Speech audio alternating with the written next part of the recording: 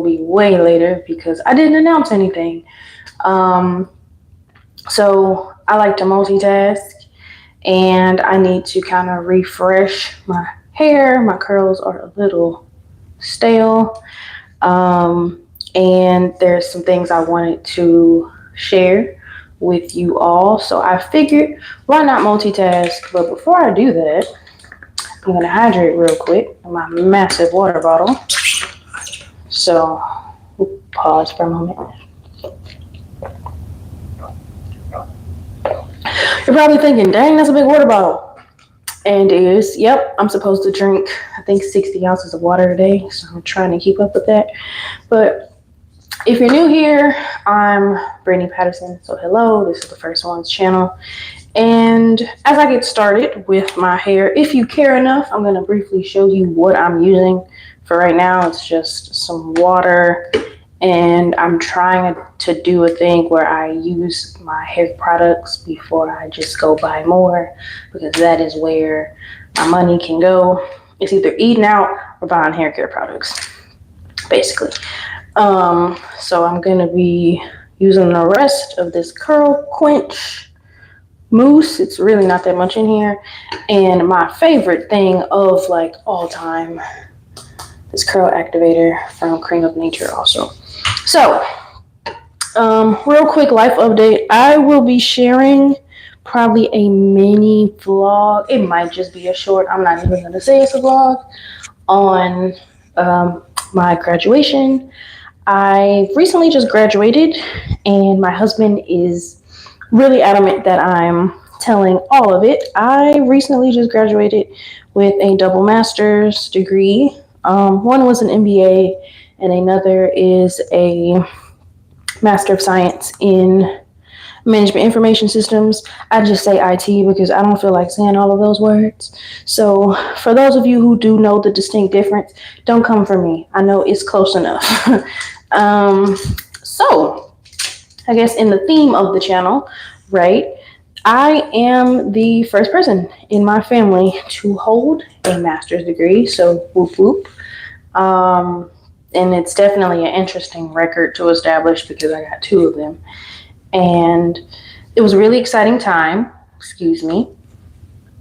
And yeah, we had a graduation. I had a graduation gathering, mainly with family, and one of my friends came by that weekend to celebrate with us. And because I'm in the South, gumbo was the celebratory cuisine. And if you know, you know. If you don't, I highly encourage you to find out. It's one of the most delicious things, I think, about the Southern cuisine in the U.S. that has to offer. So had a great time, had some cake. I'll probably be sharing some photos and things of that. Hopefully this water spraying is not annoying you too much. I'm just trying to reactivate the product that's kind of already in here and remove some hair that's shed already. So just to kind of give you some context into the whole point of me talking while doing this.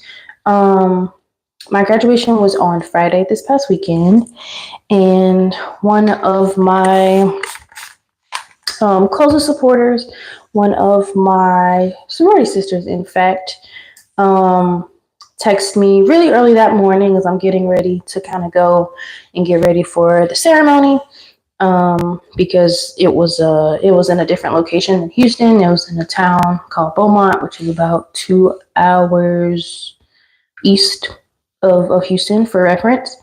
And she, congratulated me, and it was a really heartwarming message. And one of the things that she said, and one of the things she knows about me, is that I am a hard worker, and I'm also resilient. And that is a trait that I think I do pride myself on. Just, life really be lifing.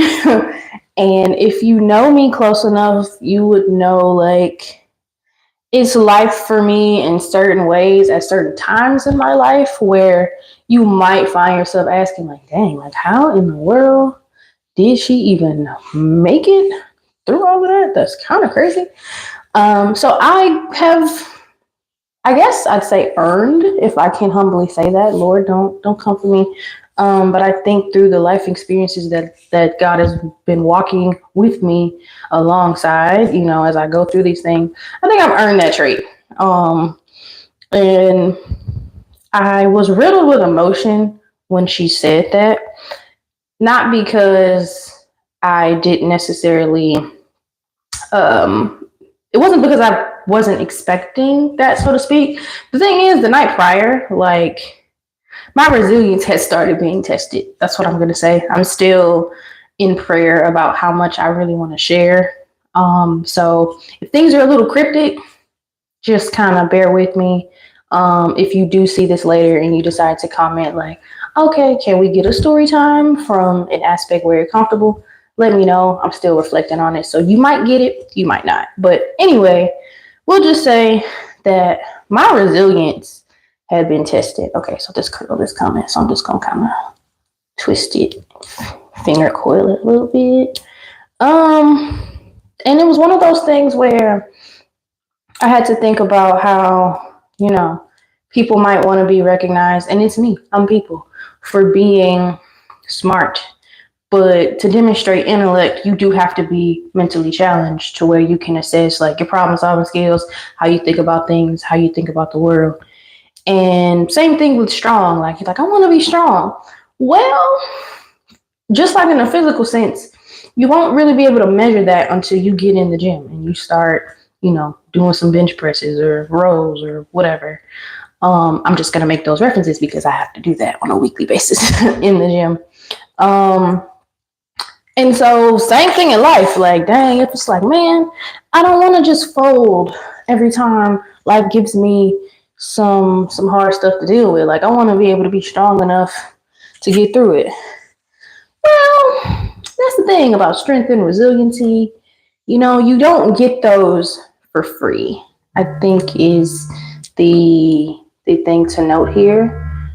And let me put my phone on do not disturb, because what we not gonna do is, I'm sorry, I need to respond to this message. Let me put my phone on do not disturb, because yeah, thank you for bearing with me for that.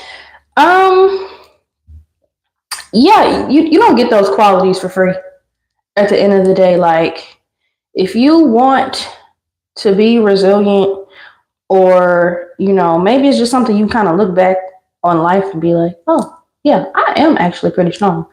I'm not one of the weak ones. Like, what I've gone through in life is not for the faint of heart. If that's you, I'm not going to say you can't, but it's very interesting to, on that same, from that side of thinking to another, to be like, dang, like, why is everything so hard? Or why am I struggling like this? You don't get strength for free. You get strength and resiliency, like, through being tested. And there's a couple different things that can kind of happen to you with that, right? Life can just do so much to you and knock you down so much to the point where you just like, you know what? I'm gonna lay down on train tracks and just whatever, man. Like, whatever happens, happens. Like, I don't care anymore. And I kind of get that. I really do. But at the end of the day, like, you just keep waking up. And you keep getting another chance, like, every day, knowing that they're not promised. So, like, no matter what you feel, I wanted to just kind of give you some encouragement. Hopefully that's what's coming out of my high volume of words. So going back to the story, right? I got a text message from my friend, and I'm emotional because really the night before I had gone to bed like with my stomach in knots. I was just gravely concerned about someone like that I cared about, and my husband had watched me kind of deal with this person and the complexities of our relationship. That's what I'll say. For a long time, we've been together.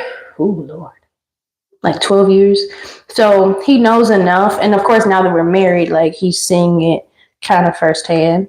And so with that, right, like I was very anxious, not just about whether or not they would be at this graduation, but whether or not this person was okay, like in their well-being. But knowing that it was late, I needed to get some sleep, and that the next day was like a big day for me, I had to lock in and I had to have a moment with myself, especially after admittingly like sobbing and like praying to God, like, please let everything be okay. Like of all times for this to happen, like I really do hope that they're okay. But then all at the same time, selfishly, like, man, like, you're gonna make me worry about you right now. And it was something that really didn't have to be that dramatic. And eventually, like, me and this person like ended up talking about it at my party. So they did make the graduation, but it was a lot of unnecessary stress on me. And this person that took the time to come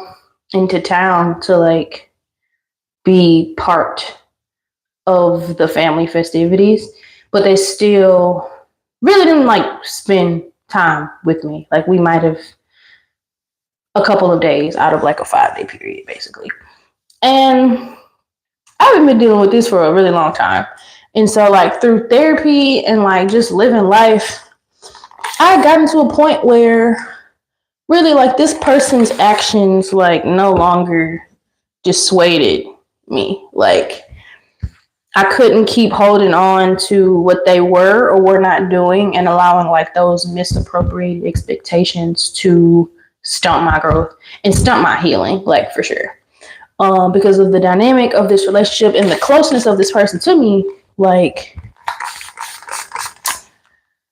I really couldn't like fathom all of that. It was a very interesting time to do all of this reflection and still have to like go to Beaumont and like have my graduation and still like be happy, because I didn't want to bring everyone into the situation and have them concerned like, oh, what's going on? And then now I'm telling you what it is going on, and now we're not having, a good time.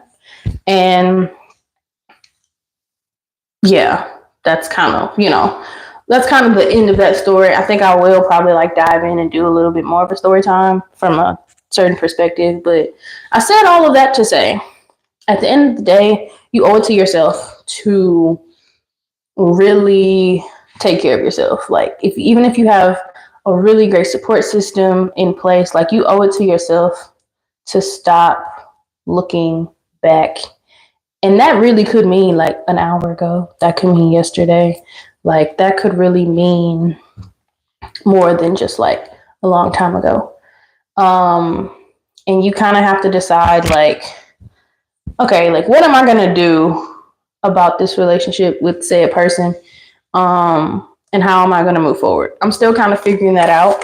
But the thing about the resiliency and having a relationship with God through that, right? You will eventually learn, like, there's a reason that He has kind of gifted you with the stuff that you've had to deal with.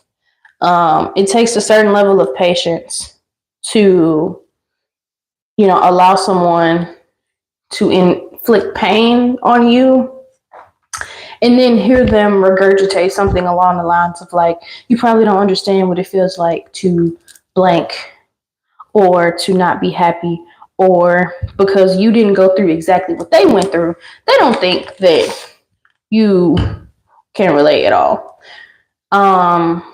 So it takes a certain level of patience to like hear that and not like really lose your mind, because I've been there, but I'm resilient, earning that resilience. And so I don't know if I'm making sense. And if I'm not, really just, you see this comment, girl, I don't know what you're saying.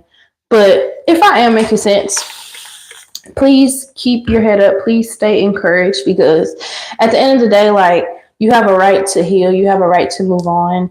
You have a right to really just tailor your expectations to what is going right in your life. Like, you can't not focus on who is not showing up for you. I mean, you can. It's a free country. You can do whatever you want to do. But is that going to be the best use of your time? the best use of your energy? That is the real question. And that's something that I had to give myself room to answer. And so my answer is no. Like, at the end of the day, I made it this far with the dynamic of myself and this loved one being the way that it is. And I could just dwell on that forever, but like the fact of the matter is I've been surrounded by like so much love and encouragement.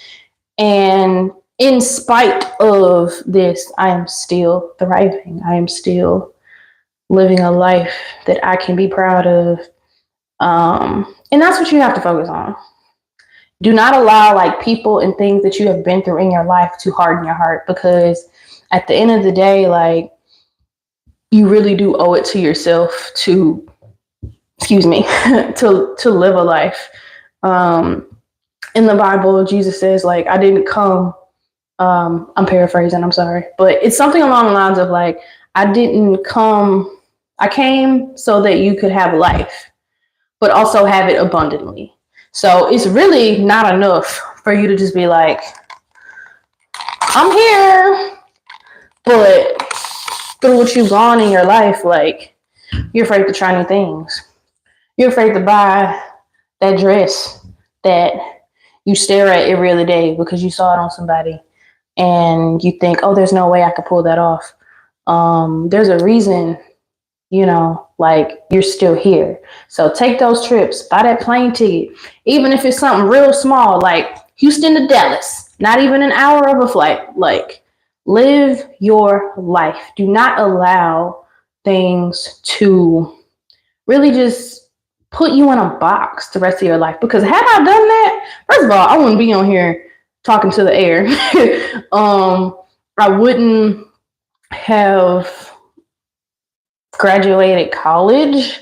I wouldn't have certainly even made the decision to like go to graduate school and like get this far. But I focused on, the belief I had in myself, because that matters just as much. And then like the belief in the love and support that I did have. Because believe it or not, like, not everybody is your op unless you are the bigger op. And we're going to leave that right there. Unless you are actually going out of your way to like cause harm to others and like tear other people down. No one's coming after you. Half people not even worried about you. But there's a small but mighty percentage of people that love you so, so much. More than, if depending on the day, more than you even love yourself, that they'll tell you the truth, they'll encourage you, and they will give you the love and support, metaphorically, those little cups of water when you're running the marathon, to make sure that you can make it to the finish line. Because if I hadn't focused on that, like I said, I wouldn't even be here. I really wouldn't even be here right now. And yeah, don't let that harden your heart. Don't let that turn you into somebody that you really don't want to be. It's okay to be generous. It's okay to be forgiving. But it's also important for you to share that light with others instead of just focusing on like who's not appreciating it, or really who can't get out of their own way, who cannot overcome their own issues, their own demons. Well, I'm not even gonna air quote because demons are real and I won't argue about that. But like people who just, they can't see you because their mountain of stuff is just simply too high.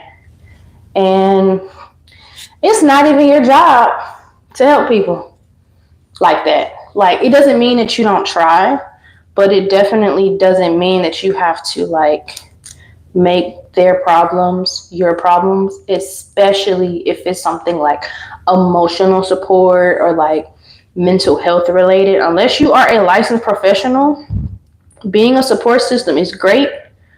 But if you know someone who really does need like professional help, you can't do that. It's not your job.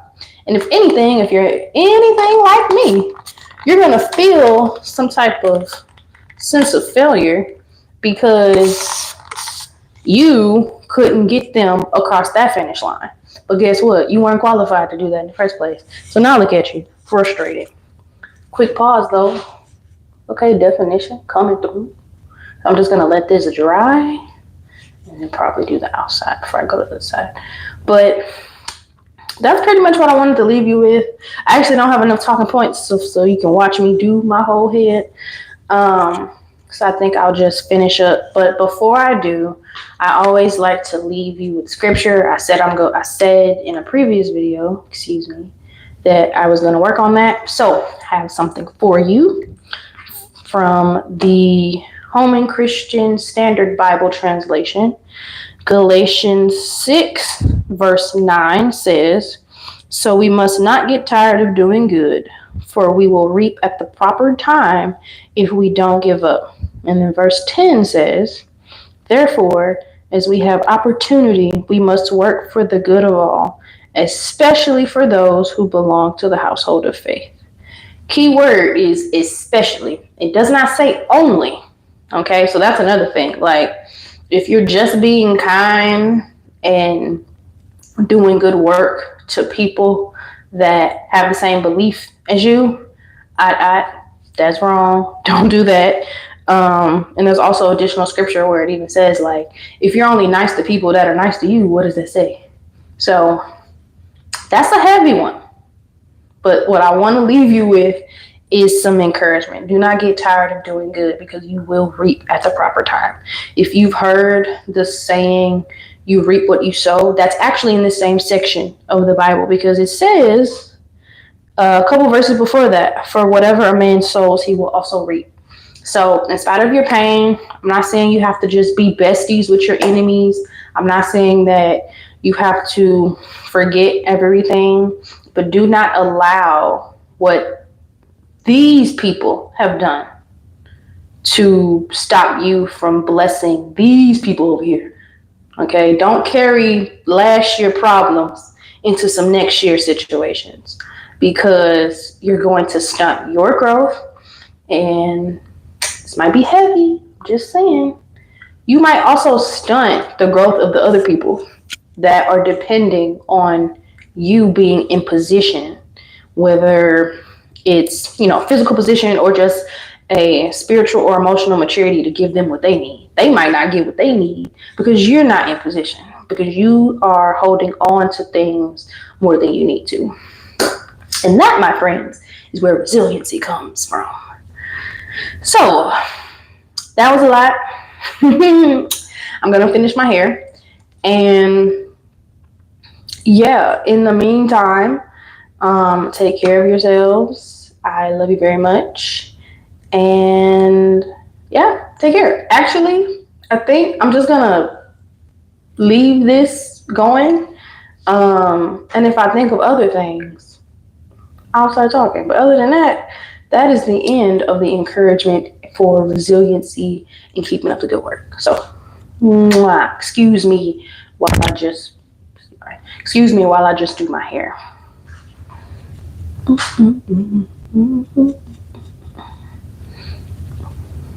Actually, on second thought, yeah, I'm gonna go. Bye, y'all.